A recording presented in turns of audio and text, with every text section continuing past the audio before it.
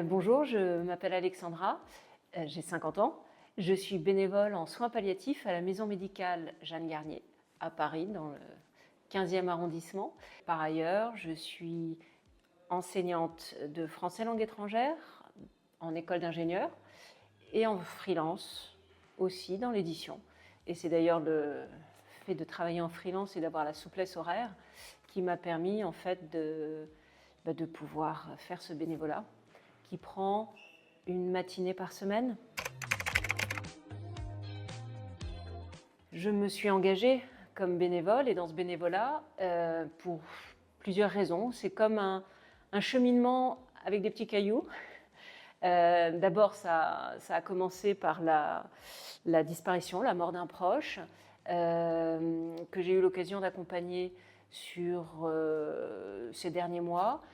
Pas forcément justement en soins palliatifs, parce qu'il n'y a pas eu de passage en soins palliatifs, mais ça a montré l'importance, quelque part, de la présence et d'entourer à ce moment-là d'un chemin de vie. Ensuite, est venu des témoignages d'amis de droite et de gauche qui avaient eux aussi l'occasion d'accompagner des personnes malades ou qui arrivaient au bout de leur parcours.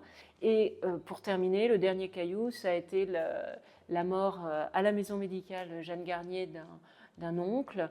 Et là, ça m'a fait dire, bon, c'est là, j'y vais. Et j'y suis allée, ça fait 2 ans.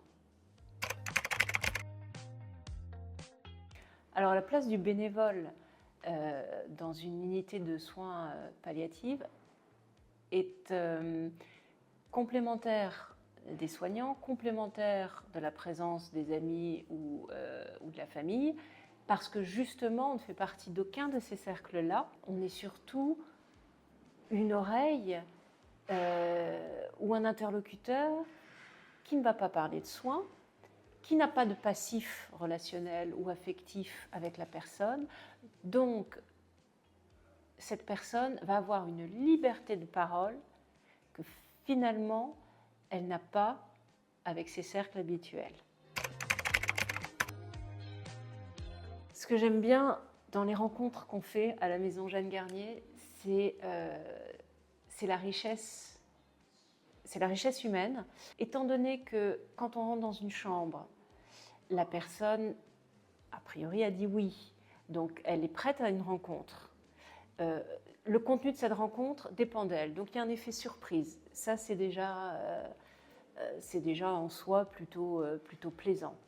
Et le contenu de cette surprise est généralement est riche soit d'une expertise, parce que ce sont des gens qui ont fait des choses dans leur vie, donc qui les partagent, soit quand il s'agit de discussions peut-être plus, appelons ça métaphysiques, mais c'est l'occasion à ce moment-là d'échanges profonds. Donc en fait, ce que moi j'y trouve, c'est une qualité d'échange absolument extraordinaire.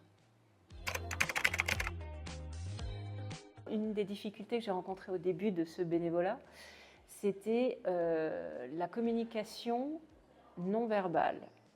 Me retrouver face à quelqu'un qui n'a plus ou qui n'a pas la capacité à s'exprimer verbalement. Ça me plongeait dans des affres d'interrogation et je ne savais jamais trop sur quel pied danser. J'ai apprivoisé ça et je peux encore certainement l'apprivoiser davantage, mais je me sens moins mal à l'aise par rapport à ça. Ça apprend à être simplement dans la présence et sans à ce moment-là réellement chercher à créer et à pousser la communication. Le simple fait d'être là parfois, et ça je l'ai expérimenté, peut apaiser, sans mots, sans nécessairement même toucher. L'expérience que moi j'ai vécue avec cette personne qui s'exprimait seulement par gémissement, ça a été que le fait de m'asseoir auprès d'elle, même sans parler, a calmé les gémissements et au bout de 10 minutes, elle s'est endormie. C'était suffisant pour comprendre que la présence avait suffi à apaiser, à apporter quelque chose. La plupart du temps, je me sens gonflée à bloc par cette richesse, justement, ces moments riches en humanité que j'ai passés. On a cette chance d'avoir une réunion de bénévoles entre les bénévoles du matin, l'équipe du matin et l'équipe de bénévoles de l'après-midi, qui permet de partager et de mettre à plat les accompagnements qu'on a faits. Toute la charge émotionnelle qu'on a pu emmagasiner pendant les heures de bénévolat sont déposées pendant ce temps de parole. Donc on en sort bien. Soit ça jette un froid parce que par méconnaissance, les gens ne savent pas trop, sont mal à l'aise parce qu'ils ne connaissent pas. Soit c'est quel courage, et là effectivement à la partie courage, ça ne fait pas écho parce qu'il n'y a pas d'effort derrière. On a quand même rarement l'occasion d'être autant dans l'humain et par tout cet environnement également qui a à la fois du sens, qui fait appel à ce qu'on a tous de meilleur en nous, de bienveillance, de disponibilité à autrui, tourner vers un même objectif qui est le bien-être. Enfin, qu'est-ce qu'il pourrait y avoir de pesant à venir ici ? Étant bénévole en unité de soins palliatifs, on sait qu'on n'est pas là pour construire des relations sur la durée, et d'où la devise effectivement de l'association, ici et maintenant. Pour moi, chaque mercredi matin est un recommencement. Alors on peut avoir envie de prolonger des conversations, on peut avoir envie de reprendre une conversation d'une semaine sur l'autre, mais ça c'est notre envie, et ça n'est pas nécessairement celle de la personne à qui on rend visite.